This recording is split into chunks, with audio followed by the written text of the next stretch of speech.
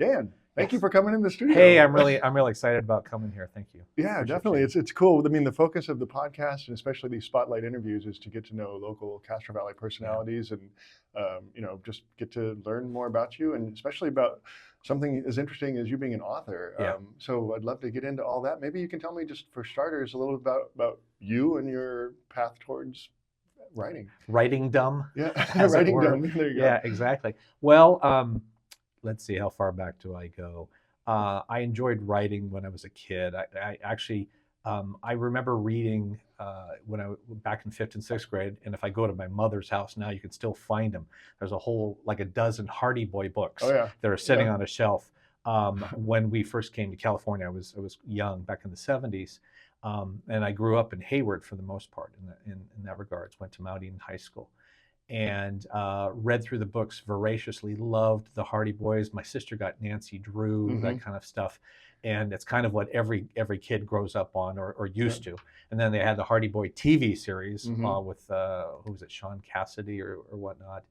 And but I went through those. I would read more stuff. That was 5th and 6th grade. Junior high, started picking up other things. There was a series called Encyclopedia Brown that I remember. It was like a junior detective type of stuff. Maybe one of these days I'll write something similar to it. Right. And no relationship to me or anything like that. But he was a kid who would solve mysteries for his friends that were out there. On the streets or in his neighborhood. I remember one story where they were trying to figure out whether or not the guy had driven the car recently, and then a little baby was crawling on the hood, and he says, "No, it couldn't have been him because the hood would be too warm for the baby to go on." So, wow. These little things that he would insert in the stories. As I got older, into junior high and high school, I started reading Agatha Christie. And several of her novels, Mysterious Affair at Styles, Curtain. One of the ones that I always remember that jumped out, which was inspiration for the first book that I wrote, which was like a locked door mystery, was And Then There Were None. And that she had written that back, I believe, in the, if not the late 40s, then the early 50s. And it's a series of 10 people are invited to an island, I think off the coast of England, and it's isolated. And then one by one, they all start dying or being killed off, and they don't know who the murderer is, and they're trying to figure out, is it one of them? And then it boils down to, and I don't want to give a spoiler alert for anybody who hasn't read the story yet, but I remember it's like the last two, and then they go, and then that's the end of the story, and you don't know who the murderer is until like the last chapter, when the scene turns to like a police sergeant or some detective, and he receives a mysterious letter in the mail, and it's the murderer, and he explains, I shouldn't say he or she, explains the process, what they did, why they did it, why they killed off themselves as well. They were one of the people, and you don't know how. You're just like going, how did this happen? And that was an inspiration for my first book that I had, not the first book I had published, but the first book I actually wrote was Mystery of l'Inconnu, or I'm pronouncing it wrong. I don't have the correct French. L'Inconnu, I think is how it's properly pronounced, which means Mystery of the Unknown. And the whole concept of a locked room mystery was one that I really, really enjoyed. Edgar Allan Poe became famous for this. One of his first stories, everybody knows him for, Quoth the Raven, Nevermore, et cetera, et cetera. So he wrote a lot of scary type of stories, Pit and the Pendulum. I'm trying to think what others off the top of my head. The Telltale Heart, all these scary stories. But one of the ones that he wrote was called The Murder on Rue Morgue, which is Rue is, I believe, is French for street. And it's a story about two women who are murdered in a locked room. So, and he wrote this back in, 1840s, 1850s, during the time of Abraham Lincoln. So he was sort of like the pioneer of the murder mystery locked room 100 years before Agatha Christie came out. But I only read that story maybe about 5 years ago, 4 or 5 years ago, but I heard about it. So, and then I got a whole book on locked room mysteries type of stuff. And that was an inspiration for me to write that. It's hard to write that. How can you write something new about a murder that occurs in a room that it's locked from the inside and no one should be able to get in or out of it. So I'd never heard that term before, locked room mystery, or is right. it locked room murder? Is that Locked room murder, locked room mystery. Yeah. Okay. Yeah. The mystery is not the murder itself per se, but it's how could the murderer have gotten away with it if the doors are all completely locked? So yeah, it's very and I think part of it is not just the story itself, but a lot of readers like to read that and say, how did he do it, or how did she do it? Right. And that is kind of the basis of which I started my first writing that I did. I started that I think about 5 years ago was when I started writing Mystery of Le Canoe. Is that a similar concept, being that it's on a ship? Is that similar to a locked room? That it can be a lot of how shall I put it? A lot of these, it's a combination of murder plus scariness behind it. You've seen a lot of movies that have come out over the last couple of decades, which occur in a place, in a desolate place where people, a locked room like this is on a boat where no one can get off, where everyone's trapped. Similar stories are like sci-fi movies where they're trapped in a spaceship, like an Alien, or on the Antarctica, like in the movie The Thing by John Carpenter with Kurt Russell. Excellent movies, because it's like these people are trapped. How are they going to get out of here? And who is the murderer? Who's going to survive? And those kind of things, I think, not only add a little bit of, okay, there's a murder behind it, but just the suspense that gets built as how are these people going to get away from this, if at all. You're rooting for whoever survives. Right. And that is kind of, I threw that into the story too as well. It reminds me a little bit of The Shining. Okay. Where you're sort of isolated in a way where, maybe not on an island or in a locked room, but in a sort of weather-related, blizzard, locked in. It can be. One of my favorite authors, and I think I've mentioned this probably in my Facebook page, is a guy who most people would probably have never heard of. His name is Taylor Adams. He's written about 4 or 5, maybe 6 books. And his genre is always murder mystery.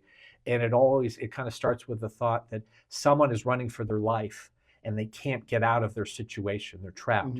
And one of the first books that I read of his was amazing. It was turned into, I believe it was if it's not on Netflix, I think it's on Hulu. It's called No Exit. And it's an incredible story about a young girl who, a college-age girl, who is in a drug rehab program. And she can't leave the drug rehab program, so she escapes out of the drug rehab program to get in her car to drive through a blizzard to get to the West Coast because her mother's dying of cancer. So she has to go. So that you feel the tension on the person has to get somewhere, but she gets stopped in, I forget exactly where, in Denver or somewhere in Colorado, in a winter blizzard. She's trapped at one of those rest areas with, I believe, 4 or 5 other people. And she finds, and try not to give too much spoilers away here, but within the first 35 pages, and this is fast, this is what's suspenseful, she finds a young girl kidnapped in the back of one of the vans of the cars of one of the persons who are in the rest area. And she's trying, and the girl is like, get me out of here, please. It's like 10-year-old little girl. And that's where the suspense is. And you don't know who that person is or if they have a gun or what. And she's got to rescue her. So just the tension starts from the very beginning. Wow. Yeah. Intense. Yes. So when did you write your first book? I started writing this book in 2019. It took me about 1.5 years to write. And it was actually not the first book I had published. I've actually published 2 other books before I got this one out, and that's because it was going through an editing process. This is actually the third book that I actually wrote, but published it second. We can talk about that later if we have a chance. Okay. But I actually brought this copy for you. Oh, cool. So you'll have that.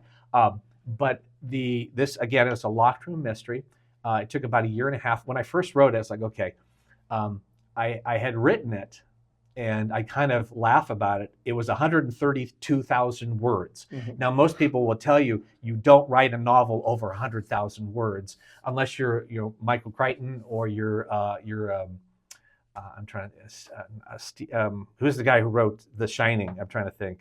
Oh gosh, Stephen King. Stephen King, yes. Unless you're Stephen King or something like that, where you're well-known artist, go ahead and write 150, 170,000 words. It's Jurassic Park. Go ahead and write 170,000 words or something like that, because you're gonna grab the reader. You're gonna grab the reader, and you're going to take him through the book, and he's not going to want to put it down. But for as a first-time author, I tried to pitch this to a couple of publishing houses, and they kind of went, "It's a little too long." And by a little, they meant it's like 25% too long. Right. So I went back and I actually went through it. I think I edited 8 times until I could slash out a lot of the words. And you realize a lot of the redundancy that you had written. And I thought it was a great writer. Yeah, I could write, and I could write, and I could keep writing. The problem is I wrote too much. And one of the tricks of writing well is to, especially a thriller or a murder mystery, is to grab the reader's attention as quickly as possible, because if you don't get them within the first 30 or 50 pages, then they're just going to say, well, this is not interesting, and I'm just going to move on. Right. So the trick was to clean out a lot of the material. I got it down, I think, to 108,000 words. So I had to wipe out almost 20 to 25% of my book. Wow. And I realized a lot of the redundancy that I had from it. I actually had this is kind of a side note here. I had actually just gotten my master's at Cal State Hayward. I went and got an MBA up there just a few years before this. Had completed like 2 years before that. I thought, oh, I'm such a great writer, blah, blah, blah. And then I went through and I read the book, and I've read it again, and I go, man, this isn't really all as good as I thought it was originally. And I think the first time you're trying to put pen to paper or keyboard, that you think your story is really good until someone else reads it. And then it's like, okay, I think you need to make all these changes that come along. You need to grab my attention. And you have to not only just grab your attention, but you have to carry it all the way to the end. And you have to make sure that the reader is I don't want to say, is not only just happy, but excited about the ending, that they're not disappointed. One of the things, and maybe you've experienced this too, if you're reading a murder mystery, is the most exciting thing about the book is the ending. Right. What the denouement or denouement is, if it kind of goes over the cliff, it's kind of like, oh, that's kind of a boring, that's kind of a cheat, that's kind of a cop-out in the way that this happened, the way the murderer did what he did, or why he or she did this. It's like, well, okay. The aliens came down and killed them and went off into outer space. That's kind of a cop-out. Right. I don't think I've ever read a story like that. But if something were like that, and I have read some books like that, it's like, that is really a disappointment. And because the most important thing in writing a book that a user's thinking of is not their money, it's their time. I spent 4 to 8 to 15 hours, depending upon whether they're a quick reader or slow reader, such as myself. I think I'm a slow reader because I take a lot of time to picture everything. But when you get to that, you go, man, I wasted 12 hours reading this. This wasn't really all that interesting. How do you, when it comes to this crazy digital world of all the distractions, I mean, how do you even, first of all, set aside the time to write? Is that something that you do every day just as a matter of habit? Yeah, that's a good question, because not wanting to go into details, I actually have a full-time job too as well, but I write on the side. I remember, who was it? I'm trying to remember the author. He wrote military spy thrillers, and I'm blanking on his name right at the moment, and I'll remember it right after this interview, you guarantee it. But he would say that he would write as much as he could and research. And he's from the 1980s, kind of like he would write between, he said he wrote between like 10 p.m. and 2 in the morning. That was the only time that he had to write it. I swear the guy must have only gotten like 4 or 5 hours of sleep or something like that. Most of the time for me is usually between 9 and midnight. And then I get up at between 6 and 7 in the morning, and I try to get some exercise, kind of get my body going, try to get myself mentally stimulated. And I always have my iPhone with me. So I'm always opening up my notes and saying, here's a great note to put down for this book or this story and whatnot. Because I could be working, even right now, I'm out working on like 4 or 5 different stories at the same time. Whether any of those will see the light of day, whether they'll be finished or not, I don't know.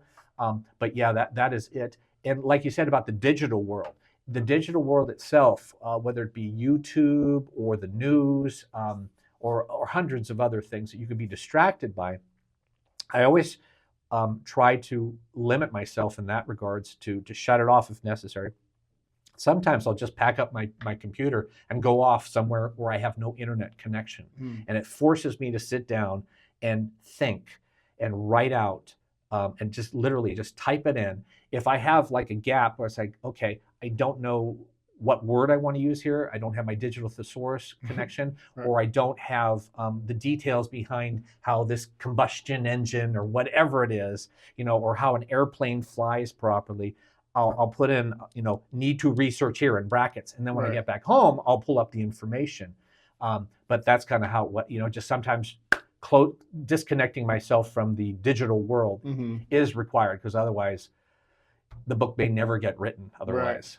So when it comes to research, I mean, it seems like that could be you could do it in so many different ways, especially with AI now. I mean, Yes. when it comes to something like the position of an expert, a captain on a ship, or how a combustion engine works. I mean, like, how do you have the same process no matter what, or is it different every time for each different topic? It could be different every time. I mean, you could go to everything from studying Wikipedia to researching it online, breaking it down to the actual gaskets. Like in the book, there's one section there how the engine broke down, and I had to research. Okay, not just how does an engine work, but what are some of the things that could cause a boat engine to go bad? How could it be sabotaged and make it look not like sabotage? And those are things that you could research all that. You could also, and just sometimes I would order books. I think for Mystery of Lead Canoe, for example, I think I went and read 8 full books to have a really good grasp. Everything from how the Coast Guard works, which only takes place in like 2 of the chapters. I don't know how many chapters are on the right, 38 chapters or 40 chapters. So only 2 of the chapters do I talk about the Coast Guard. But I wanted to make it as authentic and knowledgeable as possible. How do they talk? How do they deal with an abandoned ship? And how do they go out and do research? How do they interact with local police officers? Those type of things.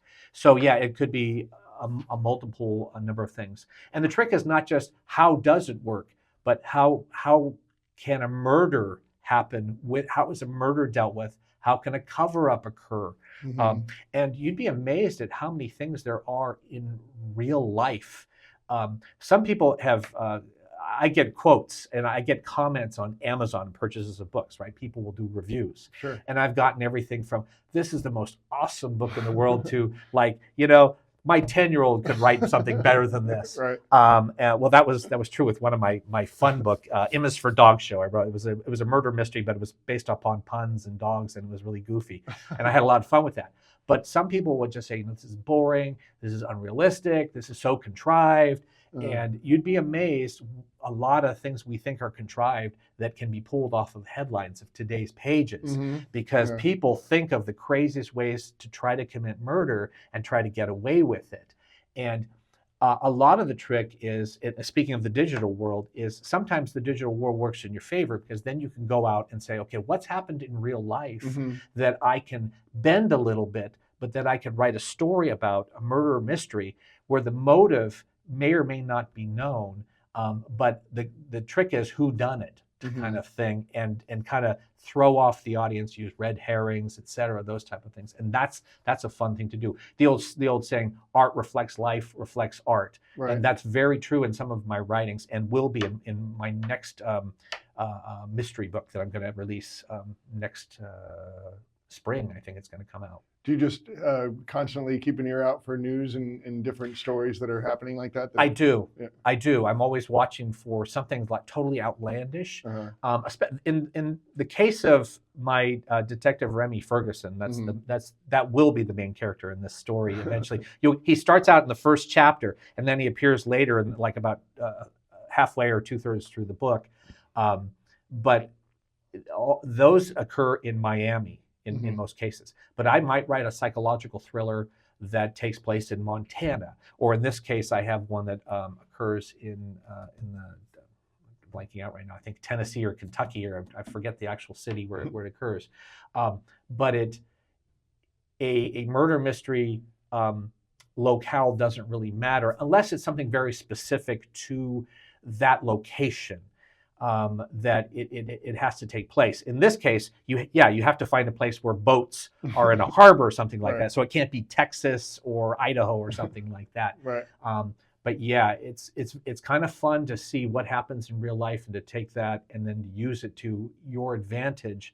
And it really takes a burden off of me, because then I don't really have to worry about the motive, because sometimes they give me a motive to work with. Well, that's actually one of the things I wanted to ask you about is, as you're writing, do you always have it figured out from the beginning, or is it something that as you develop the story, you like start taking your own twists and turns and it takes you somewhere you maybe didn't expect? That's a really good question. And I would say that 80 to 90% of the time, I already have the motive worked out.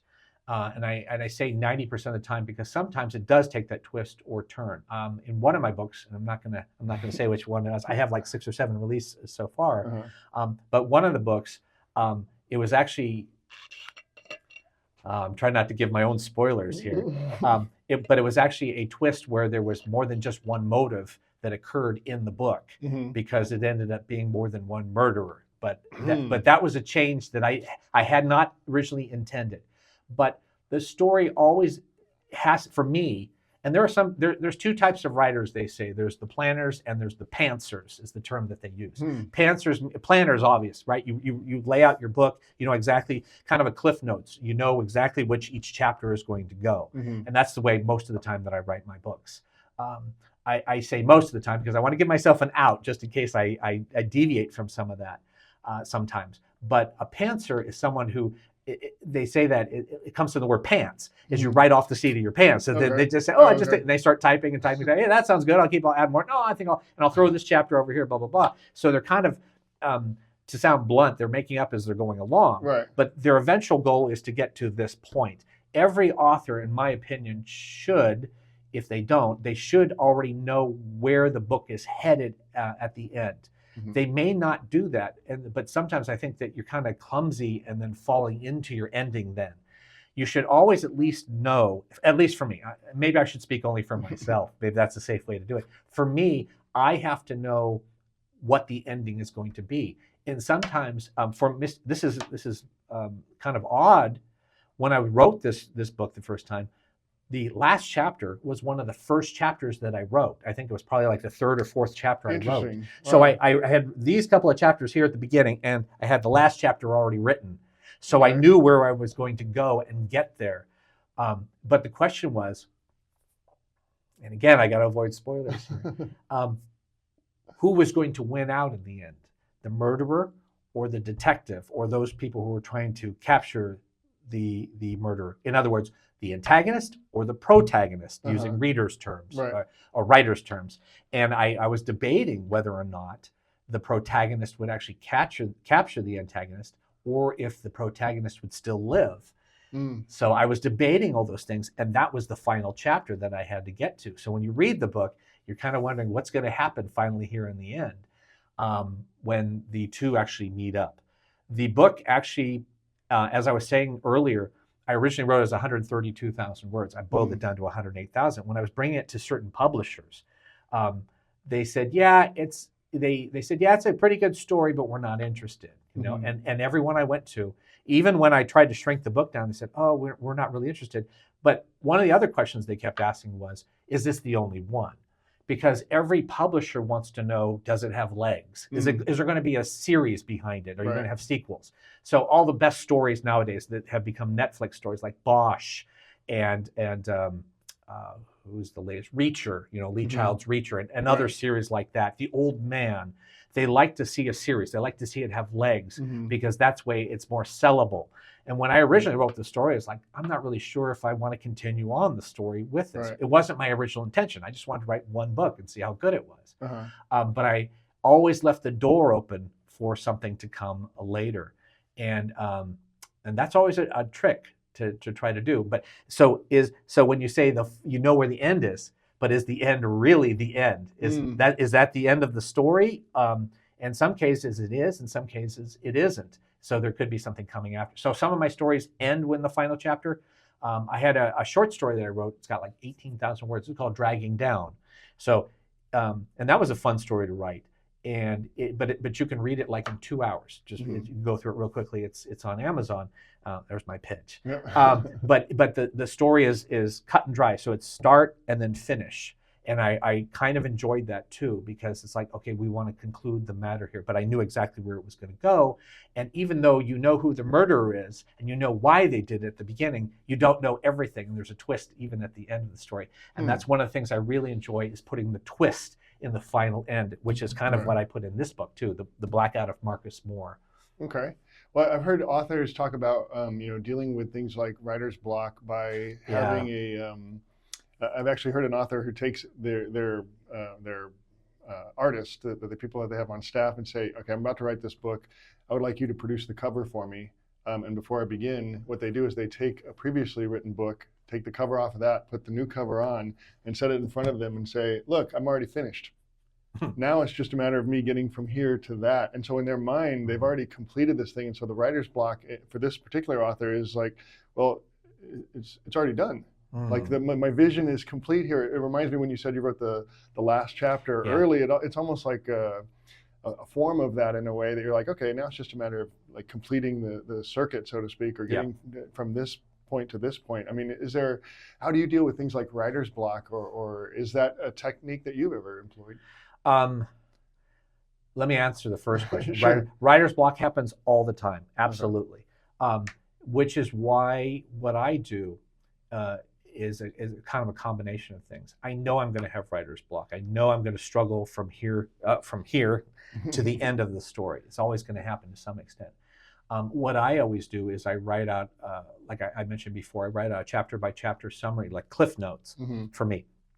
It's typically only like a paragraph, maybe about 4 or 5 sentences long. Here's what's going to happen. Here's what's going to happen in this chapter. Here's what's going to happen. And is it going to be character development? Or is it going to be a continuation of the story? Is there going to be action? Is it going to be dialogue? Is it going to be scenery? Is it just going to be a lot of description? Is there going to be what they refer to as, have you heard the expression Chekhov's guns? No. Okay. Sometimes you'll throw in a Chekhov's gun. Now, a Chekhov's gun, it comes from an old play, I believe, from the early 1900s. And what happened from what I know from the play, it was written by a Russian guy named Chekhov. And in the play, there's a rifle hanging in the background of one of the rooms. And the thought was, you don't show a gun in a room or in the story unless you plan to use it. Okay. And so the term Chekhov's gun refers to throwing something in at the beginning of the story, just as a side that can be used later on in the story. Okay. One of the classic examples that I've seen that I always loved. Have you ever seen the movie Aliens with Sigourney Weaver? Oh yeah. In the beginning, near the beginning of the movie, what does she do? She's like helping out in the factory, so she gets in that bodysuit and then she starts moving things around with it. Right. And she uses that at the end of the movie, right, that she has control over it. Well, they didn't just whip that out at the end. They showed you in the beginning that she was trained and knew how to use something like that, and then they used that at the end to help her thwart the mother alien creature. Right. So that would be referred to as like a Chekhov's gun. Okay. Is that you're introduced to something that, oh, well, that's really nice, and then you forget about it, and then it pops up, and it's the means of which the protagonist wins beats over the antagonist at the end. And that's the whole thing about putting the gun in the scene, because you hope that they're going to use that. But back to your thing about writer's block. So I lay up everything chapter by chapter by chapter, and I grab that chapter and I start typing. And sometimes, like I said, I'll be midnight. I'll just be typing away, and then I'll wake up the next morning, or 7 o'clock in the morning, or later the next day, 5, 6 o'clock in the afternoon, and I'll read it and I'll say, this is garbage. What did I write here? But then I say, you know what?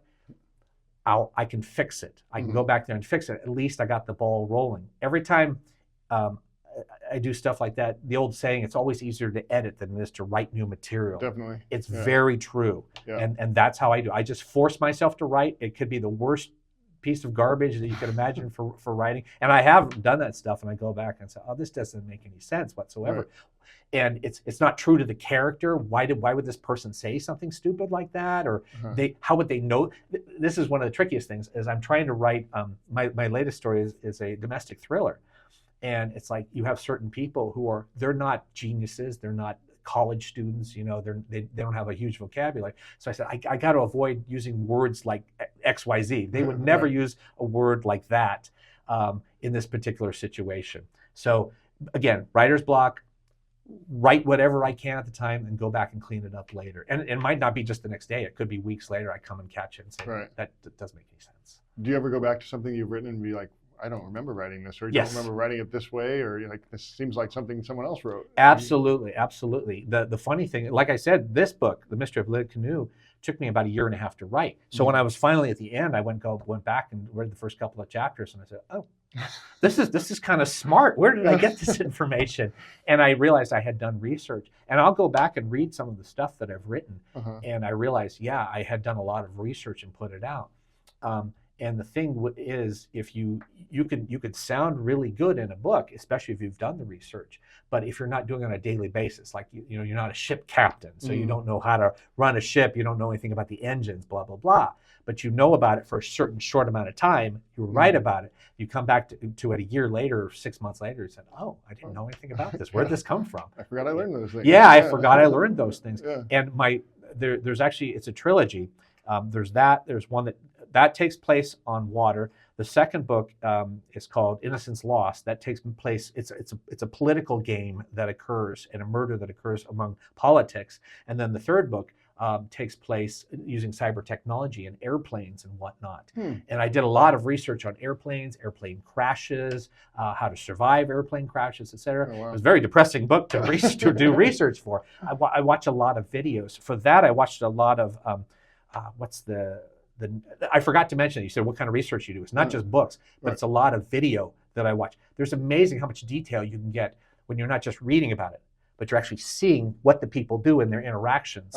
And I did that with, I forget the name, Down Under or something like that. Story, it's real life. People pay to ride on a boat. So I did that for that. And for my third book, I did a lot of research about about airplanes and airplane crashes, how people survive them, what causes the crash, and then also how does an airplane handle, how does a pilot steer it, etc. Just a tremendous amount of information, but like it's data dump, and then out it goes after I'm moving on to the next book. Now, when it comes to, I've heard of songwriters particularly talk about this process where they get it inspired out of what seems like nowhere, and they sit down and will pen an entire song, and it's like they describe themselves as being the channel, and like there's something else that is happening, and it's a matter of them letting it happen. Has that happened to you as a writer? Oh, as a writer? I thought you were going to ask me as a musician. Yeah, well, that's right. We should talk about you as a musician. Well, yeah, and I play guitar. I mentioned that a little bit earlier, and I love it. But I think I've had more fun writing stories than I have written songs. Writing songs is a blast too, but the problem I think for me personally with writing songs is, have I been influenced by others so much that I'm actually subconsciously writing someone else's material, right? Like back in the 1970s, there were 3 songs that sounded very much alike.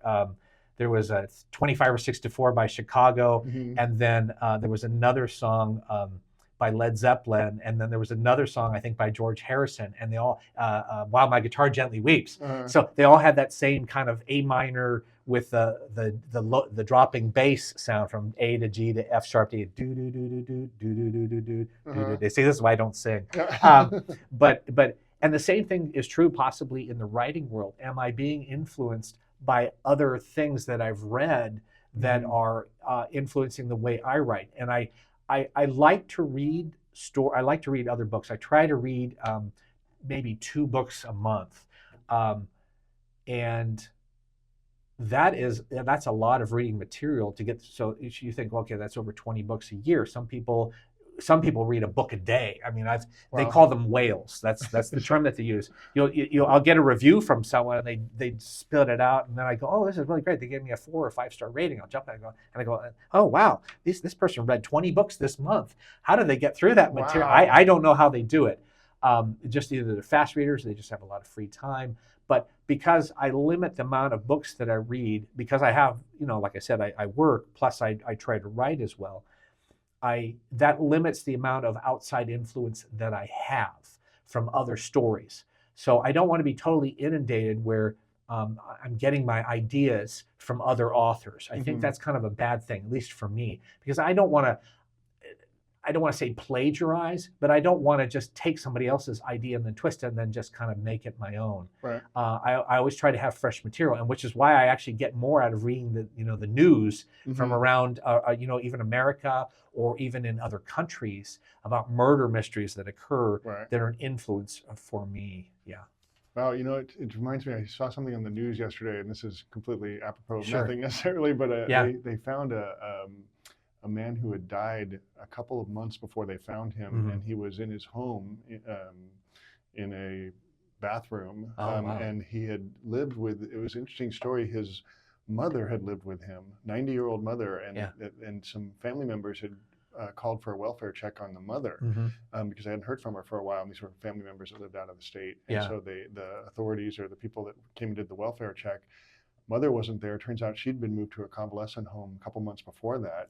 But the son, 70-year-old son, had passed away in there, and his younger brother lived in the house with him. Oh, wow. But he had special needs and never went to that part of the house. So it was this really interesting situation. Wow, the guy was dead for, they said, probably a month or more. Goodness. And that his body had become mummified. And when I think of mummification, I think of wrapped in something or whatever. But they said that the term mummified referred to his fluids having drained out of his body, and his muscles had become hard. Wow. And I thought, well, what a bizarre environment that must have been for the last month. I just think of like the late afternoon sun coming in the window and it just being still, and just the thought of him being in there dead with the other person in the house, not knowing even knowing the situation. Like that's the kind of stuff I'm sure you see on the news. It's just like, whoa, okay, that's bizarre and interesting, and how can I use that in a... Exactly, that's kind of where my mind might go, is thinking, how can I turn that into a murder mystery? Right. Because and the only way it would be, I mean, sometimes that could be a murder mystery without the actual murder itself. It's like, did a murder actually really occur? One of the things, if you've ever watched the original CSI program that was out with Gil Grissom, and just an awesome program. I loved watching that. But I think in their first or their second season, they had an episode called Chaos Theory. And so they spend this whole hour trying to figure out how this person was murdered, only to find it was a series of accidents, that the person was never murdered. They accidentally had gotten hit, fallen down, I think it was through a laundry chute, got dumped into a trash can, and et cetera, and the body was finally found, and it was totally a series of accidents. And maybe one of these days I'll write a book like that. It's like they go through this whole process when it would be written, to me, it would be written something like Michael Connelly's The Lincoln Lawyer, where someone is convicted of a murder and they find out that no murder was actually committed. The person died of natural causes. That would be kind of fun to write. Yeah, that would be a twist. And I always like writing books that have a twist in the end, and that's what really grabs a reader at the end. Because if the reader can figure out how and why and what, etc., it takes away kind of the thrill of the writing, in my opinion. Right. But you're absolutely right. That's kind of the mummification story. Yeah. That is really odd. Interesting. Yeah. One thing that I noticed, I don't read a lot. I used to read a lot more, especially when I was in high school and early college. We all had free time then. We didn't think we had free time, but we had way more free time than we realized. Well, it's weird because looking back we talked a little bit about the digital world and how, especially our phones are such an easy distraction. Yeah. So when I would plan to do this interview and I received your book, I thought, you know what, I got to do some reading because I want to make sure I have some kind of knowledge. And so I started reading a few days ago, and in so doing, I started to realize something is happening within me when I read, and I think it has to do with I'm a radio guy, and the theater of the mind, whole concept of radio drama really intrigues me. There's something, I'd say a level further removed or a level higher, more cerebral something, so we have to make everything up when we're reading, and I think something is happening in my brain. I'm sure I'm not alone. But specifically when it comes to visualizing the imagery in your books, I like to read slowly so I can visualize that sort of thing. And when it comes to a well-written book, it makes it somewhat easy. I mean, that's the beauty of it. So maybe you can speak to something about, as a reader, what do you think is... what is drawing us to read, and what can we do to get back to that on some level as people who want to especially inspire younger people to get into some reading? Yeah, it's hard to there's kind of different levels to answer that question, Yeah. especially when you start talking about younger readers. Yeah, I think always younger readers have had a hard time getting into books. You know, if you think about it, back in my days, it's like, oh, okay, well, we'll start playing Atari. You know, it's like everybody's getting distracted by video games. Yeah. And that was a big thing. You know, oh, that's poison of the mind. Parents said, oh, you need to get back, go out and play outside. Here's a baseball. What do I do with it?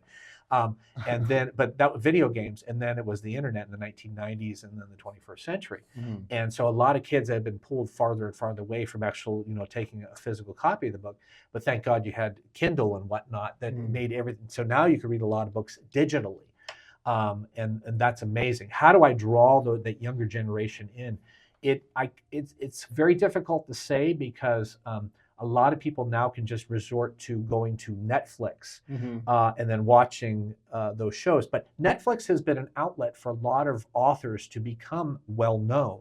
Okay. And then people will say, hey, I want to know more about what this, I want to know what, I'm trying to think, Harlan Coben, you know, he's kind of a big name author now, or Michael Connelly, who does the Lincoln Lawyer series and the Bosch series. And he's got some new stuff coming out. And I really enjoy watching his stuff. And then I kind of, you know what? I think I'm going to go read some of his books.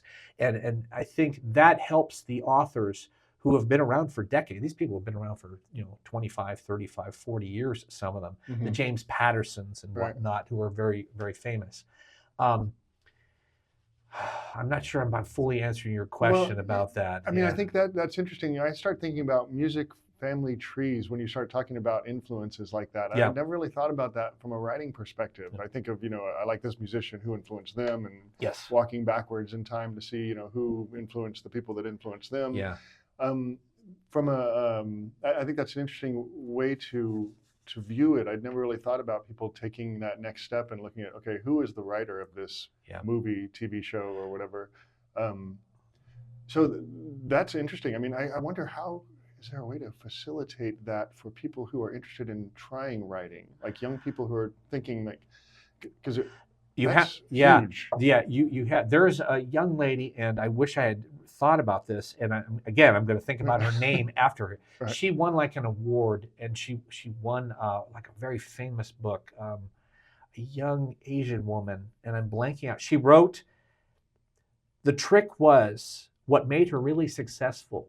Not only was it just a good story per se, but it was written for her genre. It was something that attracted, like J.K. Rowling and Harry Potter kind of thing. It grabbed an audience that hadn't had it before. A younger generation was drawn in.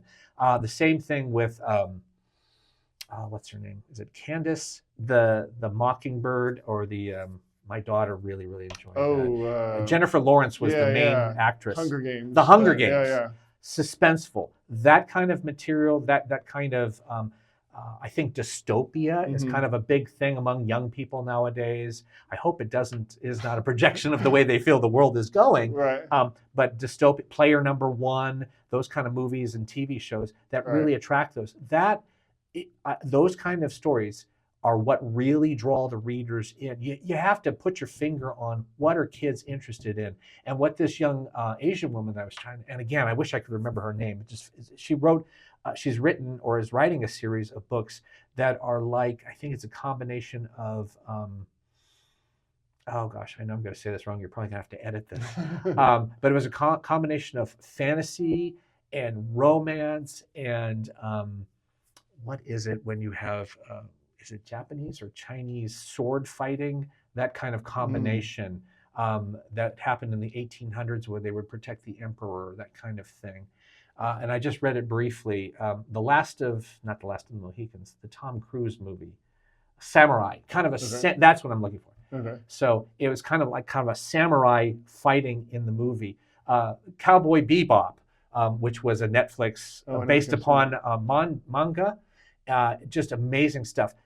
I think that a lot of youth are being captured, and I don't mean that in a negative way, but they're being drawn into reading by like manga comic books, and they call them graphic novels, and that's drawing a lot of young people in, and not just the pictures, but then they'll want to read about the books. So knowing I don't write that type of material yet, who knows? One day I might. But you have to once you find your genre and you pick something, sometimes it's fresh, it's new. Harry Potter was fresh and new when it came out. It's like, whoa, no one had ever written anything like this back, whatever that started with 25 years ago. But even putting your finger on the pulse of the people, the Jennifer Lawrence again. What was that? Hunger Games. The Hunger Games. Yeah, right. That was, my daughter loved those type of stuff 10 years ago when it came out. Yeah. So that whenever you get something fresh and new and it grabs it, and like you said, it's kind of like you just came off the top of your head. You just think about it. That's what really draws readers in, and I think that's kind of fun. The same thing is true in music, I believe, too, as well. A new artist comes out with something brand new. Polyphia, I believe, is the band. They do what's called math rock. And Really? just the guy who plays it, he's a fantastic guitar player. Just amazing sound. Jumps from jazz to heavy metal, etc., all within the same song. It's the name of the band. I think it's called Polyphia. And other bands like this, Greta Von Fleet. Yeah, they're kind of a Led Zeppelin takeoff. Totally. Yeah. But you know what? No one's heard anything from Led Zeppelin in like 30 years, and they hear this, and it's just starting to draw people in. So the same thing happens true in music, where you have these waves of music, new music that comes in, a new sound. Boston from the 70s. No one had ever heard guitar, MIT guitar playing like that or sound effects like that before. And I think kids are always looking for something fresh and new. Let me tell you something on the music front here. I'm gonna sidetrack here for a second. Never thought I'd be interested in something like this, but I was on YouTube once, and I caught this artist come out. This young lady couldn't be more than 24 years old or something like that, and just beautiful. She comes out and she brings out a guitar and she starts playing jazz guitar and she starts singing. She goes, "Don't you notice how da da da da da da da?" I said, that sounds like a song from the 1950s. I looked it up. Her name is Laufey. She's from Iceland, Laufey, and she won Best Grammy New Artist that came out. I'd never heard of her before, but her style was something from like 40, 50 years ago, but with a new flair to it. Yeah. And she's got her audience in her hand. She not only has she mastered her she plays 3 instruments. Is an excellent singer. So she plays guitar, she plays cello, and she plays piano. Expert. She's Berklee College of Music from Massachusetts. I said, this is phenomenal. And her background, not only has she mastered the music world and the singing world, but she's mastered social media, where she puts out these YouTube shorts, 30 to 60 seconds each. Right. And sometimes, going back to your question about dealing with youth, sometimes that can be a trick, is if you know how to capture the youth through social media, as an author, you're going to draw them in even more so. Right. So how do you do that? That's still things I'm still trying to figure out. Yeah, I can see how social media would be a huge part of that, and especially when it comes to things like poetry. That's an easy, or I shouldn't say easy, but that's a way for people to engage with less friction as a consumer. If I can read a poem in a matter of 2 minutes, I can digest it, hopefully get something out of it. But when it comes to something a little bit longer, it's more of an investment. One of the things that I liked about your book is how you have this within a chapter, it's subdivided sections where we're going from, I guess, one scene to another, that kind of thing. And for me as a reader, I like that because it not only keeps things interesting, but it also keeps it easy for me to take a break when I need to and say, okay, I'm going to put I'm not sure if dog earing is sacrilegious, but I dog ear. Doesn't bother me, as long as you're not giving the copy back to me. No. You get to keep it. But that's how I will keep track of it, and I can easily pick it up. Whereas if I'm getting to the beginning of a chapter, I'm like, I don't think I'm going to make it to the end of this chapter. I'm not going to even start it. But do you do that on purpose, or is that just something that as a writer you've developed as a style? A little both. I mean, yeah, it is. Link Canoe is different in any of my other stories, I believe for the most part. Not the splitting up, like you'll have subsections in the chapter. A lot of times now I don't do that. I write actually short chapters, or like 2 to 4 pages long, quick and easy. And that I think readers like to have quick, if not short sections, but short chapters, so they can go in and out. And so they're not bogged down, and they're like, oh, okay, gosh, I still got 17 pages left to go in this chapter, and I'm really tired, and I'm not sure I want to continue reading this. But the thing that's different about Lake Canoe is it shows not only the date, it shows a day, a time, and a place, so you know where you're going in. And the reason for that, the reason why Le Canoe is different than my other stories is because it starts, you'll notice it starts on what, day 11, day 7 or something like that. And then it jumps back to day 1. So you know where you're going in the story. Yeah. And I did that specifically to help the reader know I'm going to transport you to the future. And now we're going to go back to understand, and I'm going to lead you up to how it happened. Yeah. Sometimes in murder mysteries, they'll start and one of my, this is interesting, one of the persons who rated me, gave me 5 stars for the book, she also wrote a lengthy review. She used a phrase that I'd never heard anybody put in a review about my books before, which was unconventional. This book is unconventional in the fact that it starts with the murder or the murder having occurred and they're finding it. Then it goes back all the way to how the murder, what led up to the murder in it. And then it jumps in about 2/3 of the way, and then it brings the detective on from this part. It's like the part in the middle is what happened first. The part at the beginning is what happened in the middle, and the part at the end is what happens. The part at the end, this is interesting, the part at the end is a combination of not only the detective researching, but also what happened back here too. So it jumps around time-wise. And then there's one section, 1 or 2 chapters, where it goes back 20 years. So you know, how did the murderer become who they became? And that was what was fun about this book and why it jumps all over. Some people got into that. Some people said, oh, this is fantastic. It's the best book. Some people said, this is boring. This is convoluted, blah, blah, blah. Everybody, like I said, everybody has their own opinion about how a book is written, or how a book should be written. When someone uses the term unconventional, what they're saying is, I'm not used to this. And some people like that, and some people don't like that. They want conventional. They want cozy. They want... And they want to be able to anticipate where the book is going to go and the flow, and like, oh, you didn't write it the way that I expected it to go. And they're disappointed. And those are the ones who give me low ratings. A book is all about anticipation when you're reading it. I anticipate this book will make me happy. I anticipate this book will grab my attention. I anticipate this book will be different than any other book. A motive I've never heard of before. A murderer who gets away with it, or who jumps off the page, and I didn't expect them to say this or do anything like that. And I think that is kind of where this book goes, because it's different than almost any other book that I've written. Or excuse me, not written, any other book I've read before. And that's what the joy of it was writing. And I'm going to plug this. There was a book that I just read recently. It's called The Silent Patient. I wish I could remember the author's name, Alex something. But the way it's written, no spoiler alert, was fantastic. I mean, you read it along, you say, okay, well, that's pretty commonplace. That makes sense, blah, blah, blah. And then you get to the last 2 chapters of it and you go, I never saw that. Really? I never saw it wasn't what the writer, it was a combination of what the writer wrote, but what was happening when. And I didn't catch that things were coming, that, you know, they were colliding together, but I didn't catch how the author was going to do that. And I love stuff like that, where I'm totally caught off guard. Right. Well, I think it's funny, the word unconventional, I like that it can be, you know, recognize that it can be used in, you know, positive and negative ways, depending on what what your expectations are. But I heard someone describing music and describing, like, why is some music appealing and other music less appealing? And one of the points of discussion was, it's when something happens that you don't expect, or something that you can't anticipate, a change, you know, something that suddenly comes out or gets quiet or whatever. It's those things that are not expected that make it interesting and draw people in. I mean, I'd not thought about that from a writing standpoint, but I can see how that's, you know, true in both worlds. It happens in both worlds, and that's what I think. But yeah, right. You know, something that jumps out to you. They said, what was it? Beatles, Sgt. Pepper's was totally caught people caught off guard. 1967, I think it was.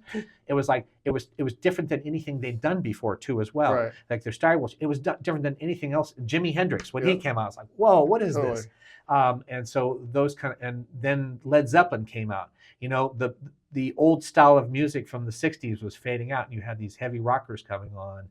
And it was just, and that's from my era, right? When I was a kid, and it's like, whoa, this really jumps out and got my attention.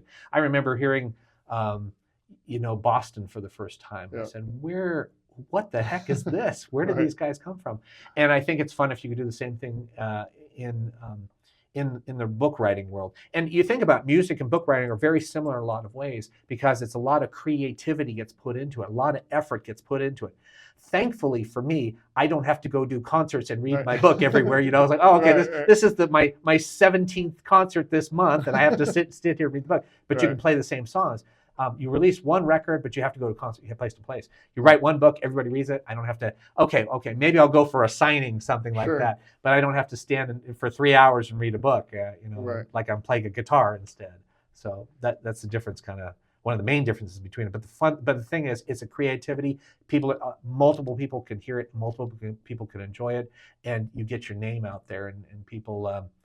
They either love you or hate you, right? So it's like my mom; she hated to listen. It's like Led Zeppelin's playing. It's like, turn that down. That's too loud. No. I play my guitar. I'm trying to play Stairway to Heaven. And it's like, turn it. Why is that so loud? Yeah. That kind of thing. Just a bunch of noise. That's right. Music. Well, you listen to Elvis. Come on. Exactly. He was different too. Elvis was unconventional. Definitely. Elvis was very unconventional, and and I think that's what really grabbed people's attention. It's not the same old. And it's fun in the music world and in the writing world. But the trick in the writing world, see, the music world, you get blasted on the radios, right? The DJs put you out. Who's going to blast your book out there? How are they going to know about your book? Yeah, especially with so much clutter, in everyone's sort of field or awareness. Exactly. One of the things one of the authors that I used to love to read when I was younger was Tom Robbins. Did you ever read any Tom Robbins? The name sounds familiar. What did he? He was.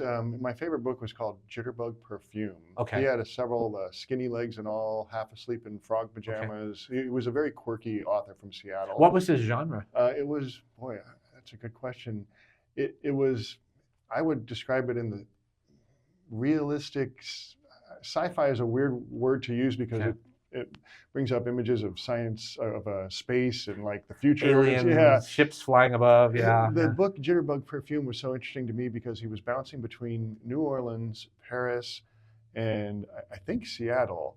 And it was this story of these people who you would never think had anything to do with one another. And I think it was actually a different time period or something. Okay. But one of the guy's main goals was to try to live forever. And so he was doing hot baths, cold baths to try to bring his temperature down so he would be maintained as though he were, living in a refrigerator. It was a weird, so in that sense, it was pre-cryogenic kind of thing. Yeah, it was like science fiction-ish in a way, but it also had a lot to do with perfume. Was the title of the book was Jitterbug Perfume. Yeah. I need to go back and reread that. It's such an interesting book. But Tom Robbins? Yeah, Tom Robbins. Okay. But I think the reason I really liked reading his material, and it's funny because there's a passage in the beginning of your book that I'd like to read a short paragraph because it reminds me of his writing in a way. Okay. And one of the things that I really liked about his writing was the imagery that it brought up, and it was so easy for me to bring about in my mind. Whatever it was, and you've definitely got some of that going on here. I'd like to just read a short passage. And I'm not going to stop you from reading my book. Please. All right. So this is the, actually, wow, this is only in chapter 1. I guess the previous part that I read was the prologue. Oh, the prologue is this? Okay. Which is when they actually find the yacht deserted. Yes. And by the way, I do appreciate the day and the time noting because it's easy for me to think, okay, now I'm in the future, I'm in the past, and sometimes when I watch a TV show, I'm so easily confused. Like, where are we now, or when are we now? And I could talk to you about that a lot later, but go ahead and read your book. Yeah. Okay, cool. So here's some of the imagery that I thought was really interesting and easy to conjure up in my mind.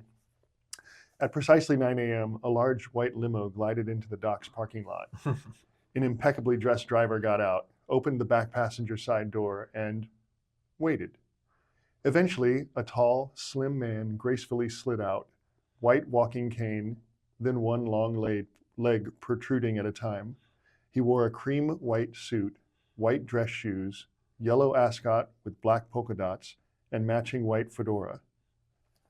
Just that alone. I mean, I'm just sitting there. I think I actually stopped reading there for a moment. I just wanted to sit there and imagine this dude. And the next part of it really helped fill in the picture for me. But I was just really enjoying the bright yellow ascot and thinking about, okay, black polka dots, huh? And that brought up some interesting imagery. Right.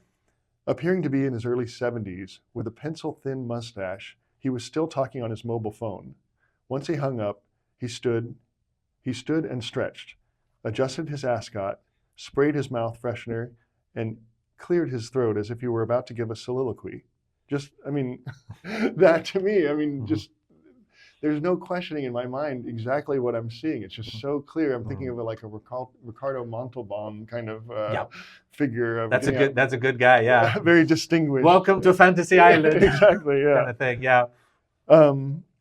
Okay, he pulled a pair of sunglasses from his breast pocket, placed them over the long bridge of his nose, and scanned the port. Then, to complete the performance, with a deep breath and a patting of his chest, he took in both the view and the sea air. That reminds me of Tom Robbins' writing in that it's just so clear and easy for me to picture. I mean, do you have that imagery in your mind as you're writing that? I do. I had you referred to Ricardo Montalban. I pictured David Niven, that kind of actor. He played in the original Pink Panthers. Oh yeah. Did he play the Admiral in Star Wars? I'm trying to remember. But the tall, thin, pencil mustache kind of guy. But the key word there is performance. It was all a show. And what you're learning here is each one of the characters, or each one of the invited guests on the boat, or the yacht in this case, puts on a different show, has a different kind of persona, and I'm trying to convey that as you're going through. You have a young 20-something-year-old. Richard. Well, no, that Richard Petrovsky he works on the boat, maritime background, blah blah blah. Right. And but you'll have a young guy who's one of the passengers who comes on the boat who has a problem with drugs. Okay. But he's also in the story too as well. And but he comes on, hey man, what's going on? Blah blah blah. Totally different type of persona. Okay. And it's fun to write that way because there's a whole cast of characters. And some people love that, and some people said, I need an Excel spreadsheet to keep track of all your characters. Because literally there's probably about 40 different characters in the book. There's only like 2 or 3 main characters. Well, maybe 5 main characters, but for the most part, and to keep track of them all. And it's fun to picture that all, and then also each one of them has their own persona. And as a writer, that was very, very difficult, which is why it took me so long to write it. But yeah, he was. I'm trying to remember the character's name there. Thaddeus. Yes, Milton. Is it Thaddeus Milton or something like that? Yeah. He was a great guy to write. But you're right. I do picture it, and sometimes I will say, oh yeah, I can picture this individual, this particular actor. Or person in real life, maybe that, some kind of, is it kind of like, do I picture Robert De Niro or do I picture, Michael P. Jordan or somebody like that in this particular role, or something that I've seen them before, and is this a Tom Cruise action fighter type of guy, or is it kind of a laid back Texas Matthew McConaughey type of guy who's going out there and he's going to fight the bad guys. Which kind of persona do I bring into that? And so as each one of these, I believe it was 10 or 12 people that come on the boat as guests had their own persona, trying to make them as individual as possible. You get to know them as they come. Each one comes to the boat, and some of them are crazy, some of them are serious, some of them are arrogant, some of them are fun. But how do they all get together, and how worlds collide, as they say on Seinfeld, worlds collide, and that's what happens on the boat, and then how that how things get worse and worse and worse between them. Are these based on real people, or any of them? Oh, should I tell you? I'll let you be the judge of that. In some cases, real life people. At least 1 or 2, I believe, are mentioned in the book, but they're not really based per se on an actual individual, because then it would sound like I have it in for certain people. Right. I don't want to ever give that away. They're all fictional, but they often are based upon characteristics I've seen in certain people or actors, not necessarily in real life, but in characters that they've played. So yeah, I'll leave it at that. But that's a good question. I leave that up to my readers to decide. Hey, and they're reading, go, gosh, this person reminds me of that person. Gee, I hope they get murdered first. This reminds me of my ex-husband. No, something like that. But yeah, that's a really good question. No, but like they always say at the beginning of books, all characters are fictional. Any reference or relationship to any other characters, totally coincidental. Purely coincidental. Let's leave that at that. Right. Yeah. Huh. I do remember though that. You may want to edit this part out that I'm about to say. I do remember Michael Crichton, who wrote Jurassic Park and Congo, and he wrote a whole bunch of other stories. Prey, fantastic author. In one of his books, you're reading. I think either I saw something he wrote or something he was interviewed saying that a certain character who gets killed in one of his books was based upon an actual individual an actor that he knew. not just because they're acting, but just because their total attitude toward life that he didn't like. Oh, okay. Yeah, and because the person knew nothing about the scientific world, and Mug Crichton had a background in medicine and science and whatnot. And he felt like this actor didn't know what they were talking about, and they're like going off like they know what they're talking about, and so they're one of the characters I killed off in my book. Wow. So okay, that's if that's the way you want to do it. Right. So, but I don't do that. Have you ever put yourself in any of your stories? Have I put myself in this? Or a version of yourself? Certain characteristics of myself I have. Yeah. I don't want to sound like some kind of ego or megalomaniac or anything like that.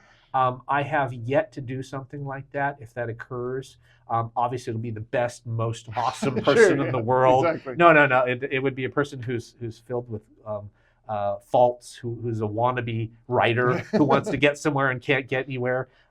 It's interesting you asked that question because Taylor Adams, which I mentioned earlier about the writer of No Exit, the guy, the story of the girl who gets trapped up in the Denver rest area, he wrote a story called a couple of years ago.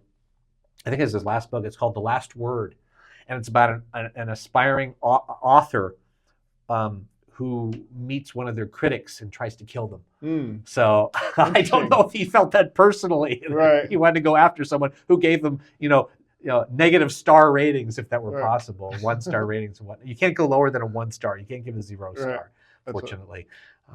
Well, I read a book in college by, I can't remember the Farrelly brother that wrote it. Are you familiar with the Farrelly brothers? They wrote a lot of like Something About Mary. A lot of comedies. The one with Cameron Diaz. Anyway, there was. I think it sounds familiar. But the book was called The Comedy Writer. It was all about this writer who'd moved out to Hollywood to make it big. Yes. And the story was about his life struggling to be a writer. And it was just so interesting that a writer is writing about writing and telling that story. And it seemed very autobiographical in a way. It could have been, yeah. But have you ever thought about doing an autobiography? Oh, I'll say no.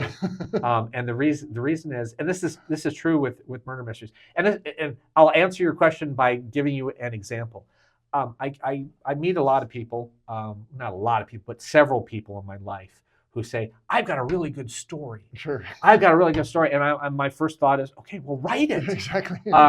Sit down and write it. And a lot of people, they'll start and I'll catch up to them, a year or two later. How's your story going? Well, I've gotten through the first chapter, so that's it.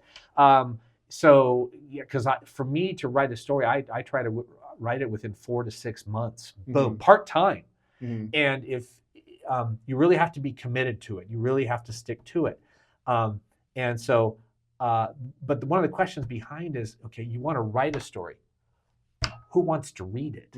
That's a question I ask. You've got to have an audience. Yeah, okay, well, yeah, your mother wants to read the story. Sure. Okay, but that doesn't cut it if you really want to be a professional author or a published author or make some money, if that's even possible, from writing.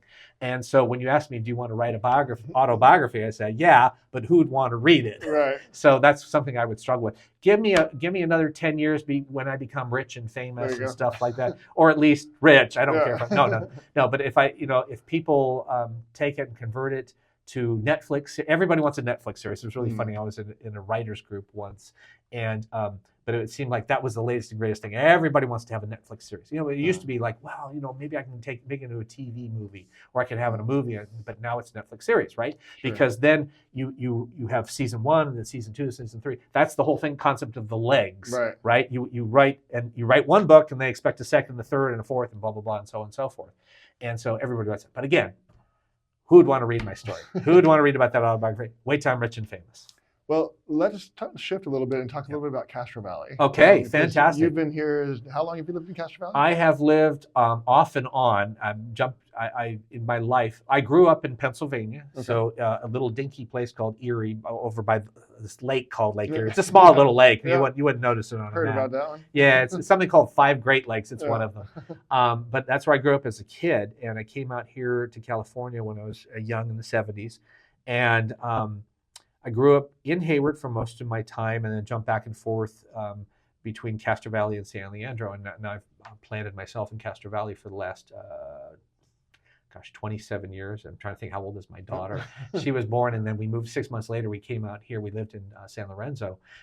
It's really funny because you have all these little dinky areas. And I tell people, I went to Cal State Hayward. They go, you mean Cal State East Bay? I said, oh yeah, that's right. And I think, why did they change the name? It's like, okay, Hayward, that sounds like that's one of those podunk little cities that nobody's ever heard of. So they made it East Bay, so it covers all these little podunk cities we have. But Castro Valley is not, in my opinion, it's not a podunk. Castro Valley is an awesome city that I grew up in for the last, like I said, 27 years. Gee, there's a lot of beautiful stuff that's been here, seen things come and go.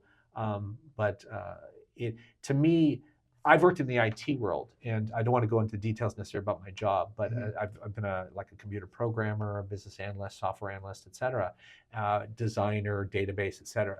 And that's kind of the background I have for a lot of the complexity that I write in my book. Some people get upset because my books are complex, and it's like, okay, now I need to dial it down, et cetera. But the thing that I love a lot about Castro Valley, if you think about it, it's central in the East Bay because you've got all the Silicon Valley that surrounds it. So a lot of my jobs, I did a lot of employee/contracting work, dealing with a lot of different companies. I'm not going to give any particular plugs for anyone, but if I mention some, people go, oh yeah, that's a real famous company. But it made it very easy to get around. Whether you drive down to taking BART or the bus into San Francisco, or driving down to San Jose or Mountain View or Lafayette, Oakland. I was, Livermore, San Ramon. I was all over the place for the last 20 plus years. And not only is it beautiful to live here, because I'm up in the hills, so you've got a great view of the San Francisco Bay, and you've got a lot of that bay weather coming in. So every time I drive out to the Tri-Valley area, aka Pleasanton and San Ramon and Dublin, it's like, wow, it's gotten hotter. It gets 5 to 10 degrees hotter. And then you get to go out to Livermore, and then you got wine country, which is also a nice, you live in beautiful Castro Valley, and you're just 20 minutes away from wine country if you're a wine drinker, which I really enjoy good wines. I don't have to drive out to Napa, for an hour and a half drive all the time anymore. So those are some of my positive reflections in Castro Valley. Great. Yeah. Is there anything that you do that you like to do outside? Like you ever go to Lake Chabot or? I have. Yeah, I've been to Lake Chabot many times. Walks out there. Gosh, I think I might want to get back into bike riding one of these days. Or my wife thinks I'm probably going to break my neck. I want to pick up roller skating. People say, roller skating? Who does that? But with all the activity that I do, people say, you're just nonstop everywhere you go. But you have to stay physically active the older you get, because we have a tendency to slow down. And for me, keeping not only my mind going, which is what I do with writing, and a lot of people would say, gosh, how a lot of authors like to start within their 20s. Like I was mentioning this young lady earlier before, who she wrote her first novel and won an award. She was like 19 years old. My gosh, I wish I had started when I was that young. But I started writing when I was in my 50s, and but you can still do it. Keeping that body and that mind active. Lake Chabot is great. I'm trying to think. I walk my dog all the time up and down through back where we live, up in the hills here, in the Palomares Hills and the Five Canyons area. Just watch out for the coyotes. And don't get too close to the cows that are up there, because especially if they have a baby cow. But it's just beautiful, because Castro Valley, 25, 30 years ago was a lot of horse territory, a lot of horses and ranches, and people used to ride. And my wife tells me stories of how I think it was her mother, and she used to come up here and ride horses. And now it's all been cleared, and they've put in a lot of, a couple thousands of houses up there. Not that it's bad per se, but she just kind of misses that. We used to have on Castro Valley Boulevard, they used to have like Western wear places, and you used to go there and buy a saddle or something like that. It's like, saddles, who does that? But yeah, it's Castro Valley is very much a community where people come. It's still very homey, I think, in a lot of ways. And people feel really comfortable here. It's just very enjoyable to go on the streets, go shopping. We were talking earlier about the Slice House. And I'm not trying to give a plug, even though it's one of the best pizzas around, but just a lot of the Castro Valley shops that we have along here. It's great to go shopping. And I wish that more people would come out here and enjoy a lot of Castro Valley. We have our, my favorite thing to do I'm going to put a plug in for this, although you're going to have to wait till next August. Oh. Is the car show that they have going up and down the strip every year. I bring my Mustang, I put down the top, and I ride it with, bring family that gets to sit in the back, and we enjoy it. And everybody brings out their cars. The cruise night? The cruise night, yes. I think it's the last Saturday night in August every year. It's a blast. Yeah. And it's very, very home style feeling, and then you could eat at Boulevard Burgers, which is awesome. I think people have that sense of, they just feel comfortable and safe here. It's a very family-oriented city. I've really, really enjoyed living here. And I don't think in all the Bay Area, I think it's the best place to live. Yeah. Not too hot, not too cold, friendly, safe. It's just, and not too metropolis. Right. Not too busy yet. Still got that small town feel. Yes, very much so. We're all centered around one street, Castro Valley Boulevard, and we're not going to expand very much anymore. Right. Well, one of the things that we like to do here at the school is try to bring people together in a community type setting and actually hopefully grow together and learn together. That's the thrust of the music school. But when I think about writing, is there any advice that you could give to people, like young people that want to get in? They don't, like, I think I'd like to try that, but it seems like such a daunting task if I've never done it before. I mean, what would you give as far as advice for a young person that might want to try writing? Yep, that's a good question. And I got a really good answer. Now, the question is, first off, I'm going to answer your question with a question. Okay. And it's a rhetorical question. I'll answer it myself. Okay. So what do you mean by young person? So a young person could be anywhere between, in their, going through puberty, but it could be 10 to 13-year-olds, 15-year-olds, 20-year-olds, 30-years. Those are all young to you and me. That's young. You're 30 years old. Oh, wow, you're so old. Yeah. But no, you're still young. Currently, right now, I've actually started working with a young man who is the son of a good friend of mine. He wants to get into writing. His genre is more sci-fi, with a twist in it, and it's some very interesting stuff that he's writing, some fun stuff, and I'm really trying to encourage him in that. I also have a family member, I think 15, or is he turned just 16? I can't remember, and he wants to get into writing too. I would say find a good mentor, someone who has done a lot of writing. It doesn't have to be a professional writer per se, but see if you can find someone who is a good author and who is open to new ideas. I think what's fantastic, like I mentioned this young lady again, is she brought up something brand new, something that no one had ever thought of. If you have a fresh new idea, go for it. Start writing it. You don't have to be polished.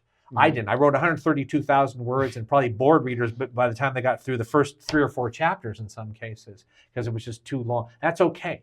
Write it out because you can always. I edited my book 8 times over a course of a year and a half. 8 times. By the time I was finished with this book, I was sick of it. I'd tell you, people. You read the story passage. I love that passage. But if someone said, "Oh, you want to read the book again?" Like, no, I'm tired of this book. Right. But young people. If you're good at writing, and even if you're not good at writing, you can always find good editors who will help you. And I've done a lot of editing. Sometimes I feel I've done more editing for my college days and afterwards. I write documentation for my work. So I get a lot of writing in it that I have to accomplish. But find someone who can edit your material. Be open to direction. Be open to someone saying, hey, not just, hey, I think we can make this story better. But sometimes you have to ask yourself the question, is it marketable? I go back to my original question, my original statement. Hey, I got a great story, but who wants to read it? Right. So if it's fresh and new material, grab a reader's attention. Even if you're not that great a writer, find someone who does write great. But if you're creative, that's the first way to start. Same thing happens true with musicians. You may not be the best musician in the world. You're not going to be the Steve Vai or the Joe Satriani of guitar playing, or the I was going to say Liberace, but I'm going to lose my audience if I did. Who's the latest and greatest? Whoever the latest and greatest piano player, Billy Joel or whoever. John Legend, yeah, some legendary pianist. I don't want to age myself too badly. Lady Gaga, okay, she's it's not my necessary genre of music, but she's an excellent singer. She's an excellent pianist. I've seen her play. Right. Even if you're not the greatest pianist in the world, but just start composing your songs. Start writing your books. Don't ever let anybody tell you you can't write a story. Mm. I mean, unless you're really, really bad. But for the most part, if you feel you have something creative, something fun, something that's new and fresh, put it down. Go to my webpage, dangrylles.com. Send me a copy of your manuscript. You can mail it to my P.O. box. I'll look for it if there's anybody aspiring out there. That's great. You know, it brings up an interesting point that we are in a beautifully centralized area here in the Bay Area to reach out to people who we might think are untouchable. Yeah. People who are professional authors or have written so much, or I have some back issues, and I was seeing a physical therapist years ago, and they said, you should really check out this book. It's called The Hip Hook, and it was this whole thing about it, like a hook that you use to get to your psoas muscle in this weird way. And I thought, well, that's interesting. And I tried it, and then I realized the book, oh wow, this woman is in the Bay Area. And so I reached out to her and was like, I could make an appointment with her. And so I went out and saw her, and she referred me to another body worker person that was like, she unfortunately has moved out of the area, but there's, the whole point is all I had to do was kind of follow the trail, and all of a sudden I was in direct connection with a person who, in the past, I would have deemed, you know, they're just untouchable. Look, they're professional, but like to just start the process. Why would they want to talk to me? Exactly. I'm a nobody. Yeah, but I mean, it's funny. It's surprising sometimes of the answers that you get. All it takes is a little bit of effort, and you got to ask the question. You know, the answer might be no, but you won't find out unless you ask the question. That's right. And I know people who are writing. Like I said, I was part of a readers group. Or writers group, excuse me. Well, it was both writing and reading, because you would write and everybody would submit, a certain number of words, and everybody would share their pieces of manuscript, 3 or 4 pages and whatnot, and everybody would get critique from everybody else in the group. Try to find a writers group. Now, the first writers group or second writers group you get to might not be your flair, might not be your style, it might not be the kind of people that you enjoy working with.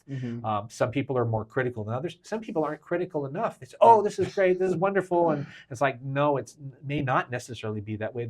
They just don't want to hurt your feelings. But you have to find people who are willing to hurt your feelings, yet also not only the negative, but also the positive. They say, you know what, and I've done that before. I say, you know what, this doesn't make any sense, but your dialogue is awesome.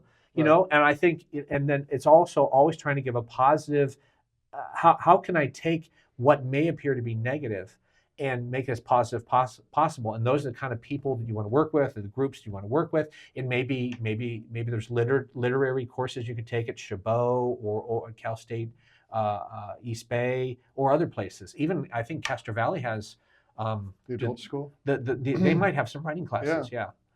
How has it been a process for you to take feedback that might seem critical and not take it personally, but say, okay, I got to get my ego out of the way and use this feedback constructively, and actually think there's some value in that, where maybe at the beginning you might have thought, well, dang it, that was my work and I want to stick to it. I mean, is that a process for you to No, my ego never gets in the way. No, my ego always gets in the way, and that's the problem. And like you said, it's a process. It's like saying, okay, I've gotten to a point where I have to hire a this is my plug here. I have a professional editor that I pay to read through my material, who has worked with James Patterson and other professional writers. And he always, it's like, and he's very nice. He'll start out with 2 or 3 pages. Oh, this is an awesome book, blah blah blah, and then it's 10 pages. Okay, you need to rewrite this whole section, blah blah blah. But those are the kind of people that you want. It's like being married. Someone's trying to encourage you, but they're also critical, and they have to steer you in the right direction. So, and I appreciate that. And it's, what was your original question? I was just like the process of taking feedback that might seem critical. Not letting ego get in the way. Yes. And it's very true. Is I cannot just say, hey, this is my best writing. Oh, you read that paragraph about Thaddeus Milton or whatever. It's, oh yeah, it was so great. And then if somebody comes on and says that's garbage, get rid of that paragraph. It's like, what? I think that was the best piece of writing I've ever had. And I've actually had to be critical on myself, as I had to slash paragraphs out. Like, this doesn't make any sense. Like, I'm working on a psychological thriller right now that I had a whole idea of, like, oh, I think I'm going to introduce this concept here. And after about 3 months, I kept writing it. I said, this is not going to work. I had to just trash the whole idea, because it just twisted the whole writing. This just doesn't make any sense. I had to be a harsh critic on myself. But yes, my advice to people is don't let ego get in the way, because it will always get in the way. You just can't get around it because you think your material is the best thing under the sun. And it really isn't. There's authors out there who are way better than you, or probably could write your story better than you, but nonetheless, it's your story. They're not going to write your story. You write it, but be open to criticism, be open to changing the direction of necessarily where your book goes. And also think about, is it marketable? Is it sellable? I know that sounds cheap. I know that sounds like I'm giving in to the demands of other people. And I think of authors who wrote about those kind of things, who said you can't give necessarily into the demands of what other people is. Yes, it's a fine balance between, I want to be unique, I want to be creative. Sometimes I want to be unconventional. But also I have to write to the demands and the needs of my readers. They expect a certain amount, but I'm going to give it to them, but with a twist that they weren't expecting. And if you can write like that, you get the people, they love your story, and then you do something that's fresh, unique, and a twist, go for it. And let me be honest, I'm actually writing as a murder mystery, psychological thriller writer. I'm not talking about sci-fi, I'm not talking about romance per se. Because those are big sellers too, sci-fi and romance, and or literature, fiction, stuff like that. So there's all kinds of genres. And this old saying goes, stay in your lane. You're writing that genre. So I'm not going to write a historical fiction book anytime soon. I actually have ideas for that, but I keep getting corrected. No, stay in your lane for right now, because you start trying to write in that, then people are just going to be thrown off, and it's not going to be necessarily as marketable. So as a writer, one of the first things you have to do, and this is my advice to writers, pick a lane and stay in it. Write in your genre that you feel you are the most comfortable with, and it may take a while. It's like going to college, right? Your first 2 years, you're still trying to figure out, I don't know what I want to major in. Same thing, sometimes it happens with writing. It's like, oh, I'm going to write in science fiction. And you realize, you kind of go, oh, I really don't enjoy this. Hey, I think I'll write, X, whatever that is. I'm not George Lucas. I can't go down that route. So I'm going to be Michael Connelly. I'm going to write, murder mysteries or detective novels and stuff like that. But figure that out early enough, because don't waste your time spending 10 years and realizing, hey, I didn't get it. And again, speaking of time, try to write the book as quickly as possible is my advice. Don't dilly-dally. Like I said, I have people who start the book and then a year later they haven't gotten past the first couple of chapters. If you're going to be a writer, you have to commit yourself to writing. You have to do it. And sometimes that means cutting out, and for young people especially, your social life will suffer, quote unquote, with no free time left. But you don't realize how much free time you actually have when you're young. I say, try to devote maybe 1 hour a day or 30 minutes a day to write something, and go back and edit it if you have to. Would be my advice. And don't give up. Just keep plugging away at it. That's probably one of the biggest ones, is to keep going. And I like the fact that editing is a lot easier than like coming up with something to begin with. So just keep on writing. What's on the doorstep for you as far as writing goes right now? Are you in the middle of? I'm in the middle of a couple of things. I'm in.